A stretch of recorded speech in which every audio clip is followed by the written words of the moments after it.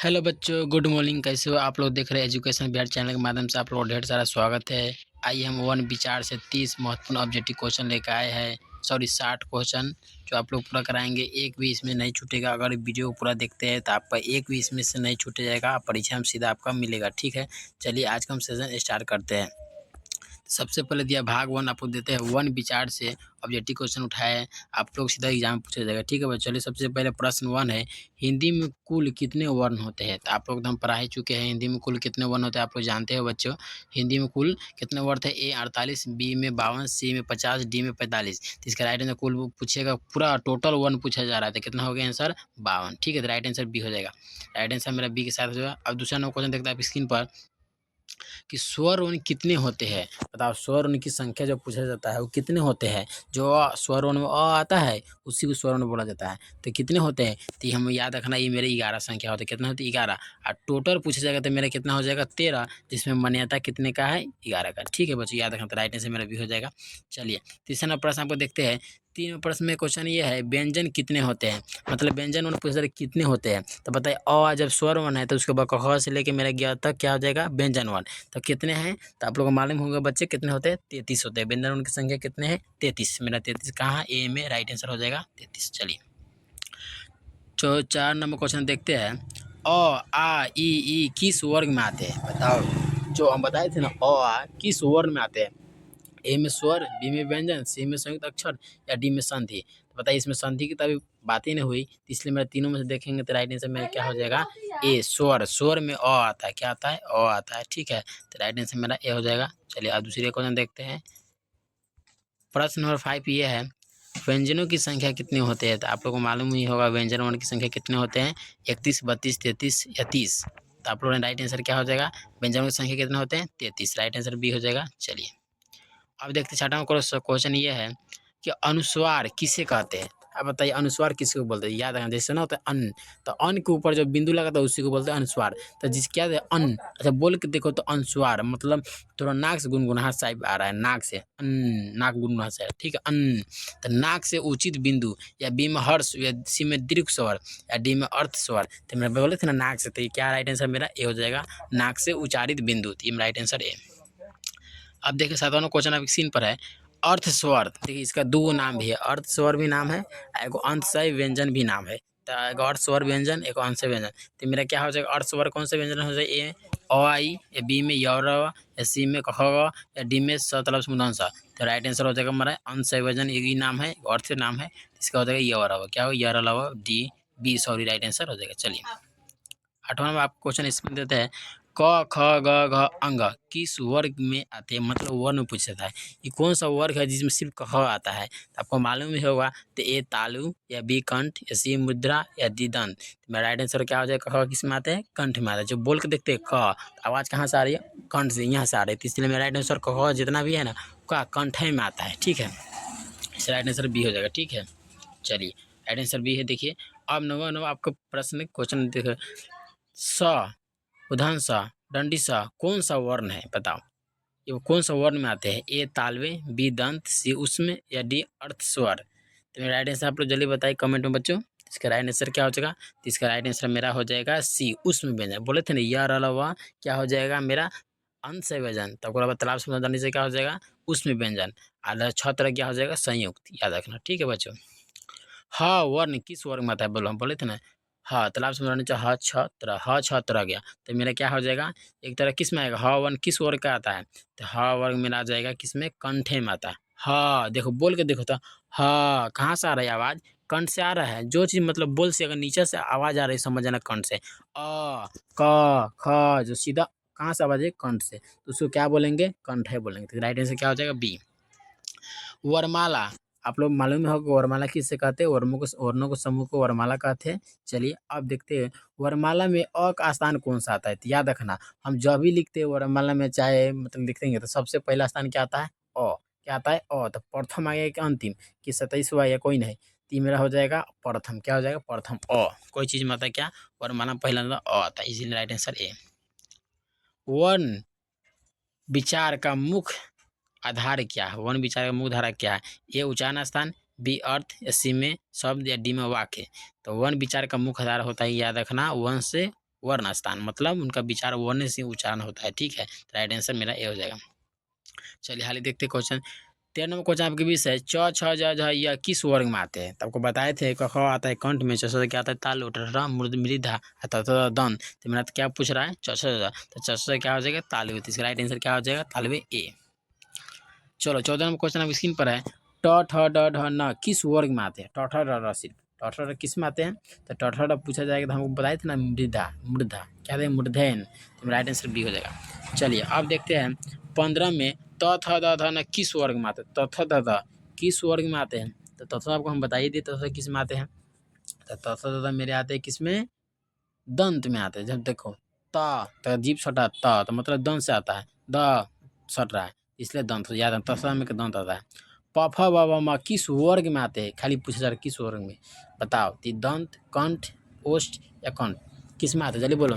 इसका right answer क्या हो जाएगा? प फ, देखो ओठ में सट रहा प, तो मतलब ओष्ठ हो जाएगा। क्या हो जाएगा? ओष्ठ। याद रखना बच्चों, प फ में के ओष्ठ। अब बताओ री स्वर किस उच्चारण स्थान का है? री स्वर किस उच्चारण स्थान से है? री, तो री पूछे सिर्फ पूछ रहा है, तालवे, मूर्धन्य या कंठ तालवे या दंत, तो ये हो जाएगा मेरा क्या हो जाएगा री, तो कंठ तालवे दोनों से मैचिंग हो रहा है। 18वां क्वेश्चन है, ओ औ स्वर किस वर्ग में आते हैं? ओ औ स्वर, ओ और स्वर पूछा जा रहा है किस में आते हैं? तो ओ और स्वर मेरा किस में आ जाएगा? राइट आंसर बी हो जाएगा, इसका कंठोष्ठ में आ जाएगा। क्या था? कंठोष्ठ। 19 स्वर, स्वर्णों की संख्या अधिकतम कितनी मानी जाती है? स्वर्णों की संख्या अधिकतम कितनी माने टोटल पूछा जा रहा है, तो टोटल कितना हो जाएगा? 13। अगर मेन महत्वपूर्ण मतलब संख्या पूछेगा ना, इसका मान्यता कितना है? तो 11। स्वर्णों की संख्या सिर्फ 11, अब पूरा पूछ रहा है तो अधिकतम मतलब 13, कितना हो जाएगा? 13। याद है। व्यंजनों को कितने भागों में बांटा गया है? लो, व्यंजन वर्ण को कितने भागों में बांटा गया है? तो व्यंजन वर्णों को 5 भागों में बांटा गया है या 7? चलिए कमेंट बताएं। तो इसका राइट आंसर क्या हो जाएगा? 5। व्यंजन याद देखना 5 भागों में बांटा गया है। उसमें ध्वनि कितने होते हैं? उसमें ध्वनि, तो उसमें ध्वनि कितना हो जाएगा? जल्दी बताइए आप लोग। ए में 3, बी में 4 या सी में 5 या डी में 2, तो मेरा उसमें ध्वनि कितना हो जाएगा? 4। उसमें हमें नहीं मालूम है आपको, तालाब समुद्र सा डंडी सा हा, ये उसमें नहीं है। 4 ना हो गया। नासिके वर्ण कितना होता है? देखिए नासिके वर्ण, तो नासिका में कौन सा होता है? मतलब कख में के लास्ट में अंग, और फिर चौथा के लास्ट में अंग या, तो 2 हुआ। फिर टठरा के लास्ट में कितना हुआ? न, 3 हुआ। फिर तसरा के लास्ट में क्या हुआ? न, तो कितना हुआ? 4 हुआ। और पहवा के लास्ट में म हुआ, तो कितना हो गया? 5। तो मेरा राइट आंसर क्या हो जाएगा? 5। देखो अब हमको दिया अनुस्वार किस वर्ग का है? जिसमें अनुस्वार मतलब व्यंजन, स्वर या विशेष ध्वनि या अर्थ स्वर, तो इसका हो जाएगा विशेष ध्वनि। एक तरह क्या है? विशेष ध्वनि आ रहा है अनुस्वार। हिंदी में कितने स्वर, हर्ष स्वर पूछा जा रहा है, स्वर नहीं हर्ष स्वर, बताओ हर्ष स्वर कितने होते हैं? तो मेरा राइट आंसर हो जाएगा कितना? जल्दी बताए। 5 स्वर, कितना होगा? 5। हिंदी में कितने दीर्घ स्वर है? हिंदी में दीर्घ स्वर मतलब दीर्घ स्वर में अ, ई, प्रयु ये सब आता है, दीर्घ स्वर 7 हो जाएगा। 7। कौन सा स्वर दीर्घ स्वर और दोनों रूप में होता है? बोलो। अ, आ, अरे सॉरी अ, री, ओ, ए, तो कौन सा स्वर होगा? जल्दी बताओ आप लोग कमेंट बच्चे। इसका राइट आंसर हो जाएगा री। क्या हो जाएगा? री। 27वां क्वेश्चन आपकी स्क्रीन पर है, अ, ई, उ किस प्रकार का स्वर है? दीर्घ, ह्रस्व, संधि, अर्थ। तो अ, ई, उ आता है सिर्फ कहते हैं दीर्घ या हर्ष में आता है। आ, ई, उ किस प्रकार का स्वर है? तो आ, ई, उ स्वर किस प्रकार के है? तो हो जाएगा दीर्घ। क्या हो जाएगा? देखो तो दीर्घ दिया आ, ई, देखिए याद रखना। हिंदी वर्णमाला में अधिकतम वर्ण कहाँ प्रयुक्त होते हैं, मतलब उपयोग किया जाता है हिंदी वर्णमाला में? तो अधिक आता है दंत में। क्या आता है? दंत में। हिंदी वर्णमाला का अंतिम वर्ण कौन सा है? तो हिंदी वर्णमाला जो अंतिम वर्ण होता है क्या आता है? ज्ञ आता है। क्या आता है? ज्ञ। याद है आप लोग को? ह से लेकर लास्ट में क्या आता है? ज्ञ। तो ज्ञ ही ना आता है। तो चलिए अब हम देखते हैं 30 ऑब्जेक्टिव मेन महत्वपूर्ण क्वेश्चन, और जो आपके मेन परीक्षा के सीधे एग्जाम में छपेगा अपना गारंटी के साथ, जरूर आएगी। भाग 2 है उच्चारण से 30 ऑब्जेक्टिव क्वेश्चन, और आप लोग हम दे देते हैं कि पूरा क्लियर हो जाएगा। ठीक है, तो प्रश्न नंबर 1 फिर दिया है, फिर से आप माना कि अ, अच्छा बताओ, हम बोले थे ना जो चीज़ उच्चारण स्थान पूछ रहा है, जो ध्वनि से बोलकर आवाज़ निकलता है तो बताओ बोलो तो कहाँ से आवाज़ आ रही है? मुँह, तालु या दंत या कंठ से? तो कंठ से आ रही है सर। तो मेरा राइट आंसर क्या हो जाएगा? ए सर, कंठ से। गुड। चलो दूसरी का क्वेश्चन देखते हैं। तालवे वर्ण कौन से है? हम बताए थे तालवे किस में आता है, मतलब चतुर्थ में के आगे क्या बोलेंगे? तालु, और टठर में के मृधा, तो में के दंत। तो राइट आंसर क्या होगा? ए। चलिए अब देखते हैं तीनों क्वेश्चन। कंठोष्ठ, कंठोष्ठ स्वर कौन से है? मतलब कंठोष्ठ में कौन से आते हैं? आ, ई, अ, ए, ऐ, ओ, बताओ। तो इसका राइट आंसर क्या हो जाएगा? ओ। ओ देखो कौन आ रहा है, ओस्ट तक सट रहा है। ओस्टे वन कौन से है? ओस्टे वर्ड मतलब जिसका मेरा ओट सट गया उसमें क्या हो जाएगा? ओस्टे वर्ड। तो पप्पा आता है उसी बोलेंगे ओस्टे वर्ड। चलो राइट आंसर है। मूर्धन्य वर्ण कौन से होते हैं? नाम बोले थे मूर्धन्य, बताओ। टठर देखो टठर कितने हैं? ए टवर्ग, क्या होगा? टवर्ग, उसे बोलेंगे मूर्धन्य।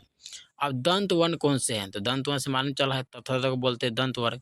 अरे देखो तथा ये है ए नंबर, तो मेरा राइट आंसर हो जाएगा क्या? ए। 7 नंबर दिया क्वेश्चन, उसमें ध्वनि कितने होते हैं? उसमें ध्वनि हम बताए थे कि उसमें ध्वनि कितना होते हैं? तलाबे सा मुधान सा दंडी सा ह, तलाबे सा मुधान सा दंडी सा ह, तो कितने हुए? 4। तो राइट आंसर क्या होता है? 4। अच्छा क्या हो जाएगा? तलाबे सा का उच्चारण स्थान क्या? तलाबे सा। तो मेरा क्या हो जाएगा? तलाबे सा क्या हो जाएगा? एक तरह का मेरा तालवे हो जाएगा। क्या हो जाएगा? तालवे। तलाबे सा देखो जीभ को देखो, तलाबे मतलब जीभ से नीचे ऊपर मार रहा, तलाबे सा, तो तलाबे मतलब जीभ से हो गया। अच्छा एक दिया है मूधन मूधन सा, तो किस तरह से? मुंह से तालवे दंत कौन थे? मूधन, मुंह से मूधन अपने मैचिंग कर रहा है। तो राइट क्या दिया? ए मूधने है, तो मतलब मुंह से मूधन। चलिए स एगो दिया है सीधा डंटी सा, तालाबे सा मुधन सा डंटी सा, डंटी सा बोल के देखो। तो मेरा आंसर क्या होगा? ए दंत, बी तालु, सी मूर्धन्य या डी में कंठ। तो मेरा आंसर क्या होगा? दंत, धन सा, डंटी सा, याद रखना। से बहुत क्वेश्चन पूछे जाते हैं। ह को उच्चारण देखो, ह बोले तो हाँ कहाँ से आवाज आ रही है? कंठ से। तो मेरा क्या हो जाएगा राइट आंसर? क से ए नंबर सर कंठ हो गया। चलिए अब 12वां को आप देखिए, अनुस्वार का उच्चारण कहाँ से होता है? अनुस्वार से उच्चारण कहाँ से होता है?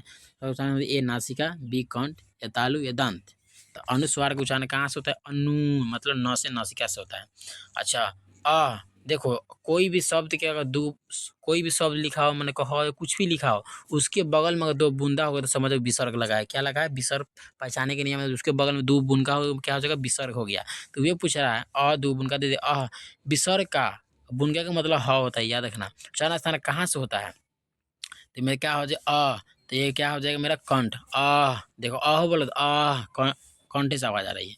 स्वर किससे उच्चारित होते हैं? स्वर कंठ से, या कंठ तालु, या कंठ तालु दंत, या केवल वायु से। तो किससे कथी पूछा जा रहा है? स्वर। स्वर किससे उच्चारित है? स्वर किससे आता है? तो केवल सिर्फ कंठ से आता है। क्या आता है? कंठ। देखो ऐसे ही आ रहा है, देखो शॉर्ट लाइन ऊपर जीव नहीं। व्यंजन किसकी सहायता से उच्चारित होते हैं? स्वर, व्यंजन, तालु, दंत। इसका राइट आंसर क्या होगा? चलिए बताइए आप लोग। ए स्वर होगा। चलिए हाल देखते हैं। यह का उच्चारण स्थान क्या है? तो यह का उच्चारण स्थान या क्या आ रहा है? तालवे, कंठ, मूर्धन्य। तो इससे कहते हैं आ रहा है सही तालवे। या देखो जीव का होला है, इसलिए राइट आंसर ए हो जाएगा। 17वां क्वेश्चन है, र का उच्चारण स्थान क्या है? र तो बताओ र किस मतलब? मूर्धन्य, दंत, या तालवे, या ल सॉरी कंठ है। तो र तो कर रहा है मतलब क्या था? मूर्धन्य। र मुंह से था, मूर्धन्य सट रहा है। ल का उच्चारण क्या होता है? ल का उच्चारण स्थान क्या होता है? ल का तो ल का उच्चारण स्थान क्या होता है? हमें लगता है दंत ही होता है। क्या होता है? दंत। ला देखो नीचे जीभ में जाकर फिर नीचे गिर जा रहा है। ल 1900 व का उच्चारण बताए थे। य र ल व का उच्चारण स्थान किस में आएगा? वाह बोल के देखो तो वाह, तो किस में जा रहा? ओस्ट। सट नहीं रहा, वाह सट न गया तो ओस्ट है। याद रखो, खाली तरीका याद रखो, कोई चीज बोल को। ए स्वर किस उच्चारण का स्थान से है? तो कंठ, तालु, 2 में, 3 में, सी में मूर्धन्य, या डी में ओस्ट है। तो इसका राइट आंसर क्या हो जाएगा? तालवे। चलो हाजिर देखते हैं क्वेश्चन। ई बड़ी मतलब छोटी बड़ी स्वर किस उच्चारण स्थान से? तालवे, कंठ, दंत, मूर्धन्य। तो ई बोल के देखो तो ई किस में आ रहा है? ये तरह तालवे आ रहा है। ई जीभ कर रहा है, जीभ से तो आवाज देता है हर चीज का ना। तो जीभ जीभ को पकड़ देखो तो आवाज फ्रेश नहीं देगा। ऊ स्वर किस उच्चारण से? ऊ सट रहा है, तो सीधा मालूम चले सर ऊ ऊ मतलब देखो तो सट ही हो रहा है, बाकी फिर आ रहा है ऊ। आवाज कहाँ से आ रही है? तो आवाज सिर्फ कहाँ से आ रही है? कंठ से, तो इसलिए कंठ हो जाएगा। व्यंजन वर्ण उच्चारित करने के लिए किनकी आवश्यकता होती है? उच्चारण कोई भी उच्चारित करने की किसकी आवश्यकता है? मात्राई की, दंत की, या स्वर की? तो इसका नहीं जाते स्वर की। कोई चीज को बोलो ख से लेकर लास्ट में क्या आते हैं? ही आएगा। स्वर ध्वनि कैसे ध्वनि है? स्वतः उच्चारित, बी में स्वर की सहायता, सी में दांत की सहायता, या डी में कोई नहीं। इसका राइट क्या हो जाएगा आंसर? ए स्वतः उच्चारित। 25वां क्वेश्चन देखते हैं, व्यंजन ध्वनि कैसे होते हैं? व्यंजन ध्वनि स्वतः उच्चारित, स्वर की सहायता से, स्वतंत्र, या कोई नहीं। इसका राइट आंसर क्या हो? स्वर की सहायता से। 26वां क्वेश्चन देखते हैं, हिंदी के सबसे छोटा स्वर कौन सा होता है? आ ई उ। तो सबसे क्या है? हमें लगता है ही होता है। एक के बार में आ गया देखो अब राइट आंसर देखते हैं। सॉरी प्रश्न नंबर 27 नंबर क्वेश्चन है आपके बीच, हिंदी का सबसे बड़ा स्वर कौन सा होता है? हमको यहाँ से लगता है क्या लगता है? सबसे बड़ा होता है देखो 28वां क्वेश्चन है, दीर्घ स्वर बोलने में किसकी मतलब सहायता आती है? मात्रा कितना? एक मात्रा से एक ही सिर्फ मात्रा समय लगता है, या 2 मात्रा समय लगता है, या आधा, या 3? दीर्घ कितना आ गया? तो मतलब 2 आ गया। दीर्घ 2 आ गया। हर्ष स्वर बोलने में कितने मात्रा है? 1 मात्रा समय, 2 मात्रा, आधा मात्रा, 3। तो हर्स्व मतलब इसमें 1 मात्रा, हर्ष एक के बना हर्ष। हिंदू उच्चारण का मुख्य धारा क्या है? तो स्वर और व्यंजन, उच्चारण स्थान या वर्ण? हमें लगता है उच्चारण ही स्थान है, उच्चारण से। तो थैंक यू आपको वीडियो पूरा देखने के लिए। तो धन्यवाद। फिर नेक्स्ट क्लास में मिलेंगे। आपको हर क्लास का वीडियो मिलेगा, हर विषय का। इसके आगे जो भी होगा विषय आपको कराया जाएगा, सब्जेक्ट वाइज सब्जेक्ट। ठीक है, थैंक यू, धन्यवाद।